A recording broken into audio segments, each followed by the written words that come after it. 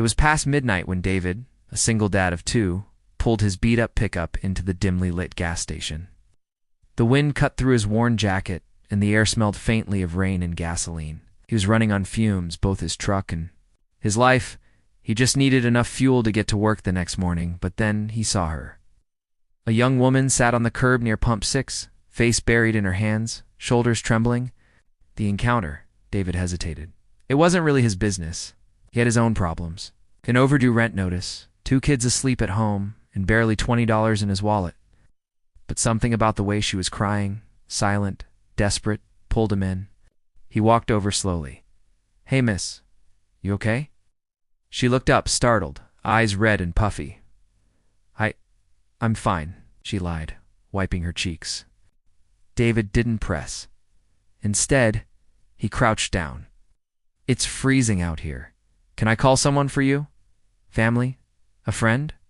Her voice cracked. "No, there's no one."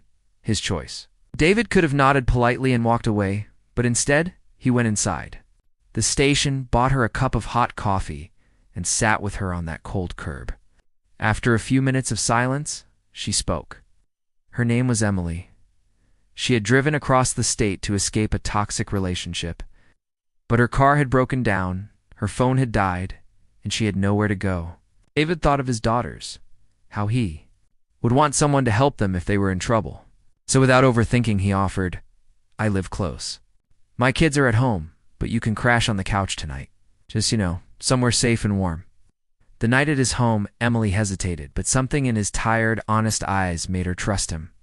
When they arrived, David's 2 little girls, Sophie, 8, and Grace, 5, were curled up together in their shared bed. Emily noticed the walls were bare, the furniture mismatched, the fridge almost empty. Yet the small home felt warm with laughter and kindness. David gave her a blanket, made her tea, and went to sleep on the floor so she could have the couch. The next morning, Emily woke to the smell of pancakes. Sophie and Grace were at the table, giggling as David flipped them on a small skillet. Over breakfast, she learned more. How David worked 2 jobs since his wife passed away. How every dollar went toward keeping a roof over their heads. Emily left later that day, promising to keep in touch. David assumed he'd never see her again. The twist. The very next afternoon, David came home from work to find a strange SUV in his driveway. Emily stepped out holding an envelope. "I need you to come with me," she said with a small smile. Confused, he followed her to a quiet street a few blocks away, where she handed him a set of keys.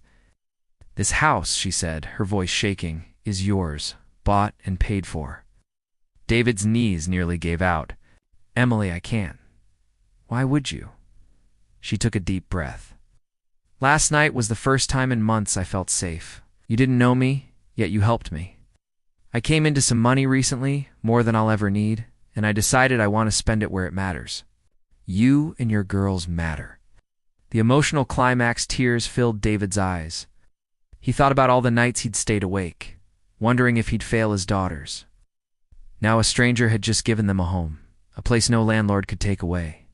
The girls ran through the empty rooms, their laughter echoing off the walls. David stood in the living room, completely overwhelmed. I don't know how to thank you." Emily smiled softly. "Just promise me you'll keep helping people like you helped me." Uplifting ending. Months later, David's life had changed. The extra money from not paying rent meant new clothes for the girls, healthier food, and even a little savings. And true to his word, whenever he saw someone struggling, a neighbor short on groceries, a corker needing a ride, David was there. Because he knew now more than ever that one act of kindness could change a life, maybe even 2.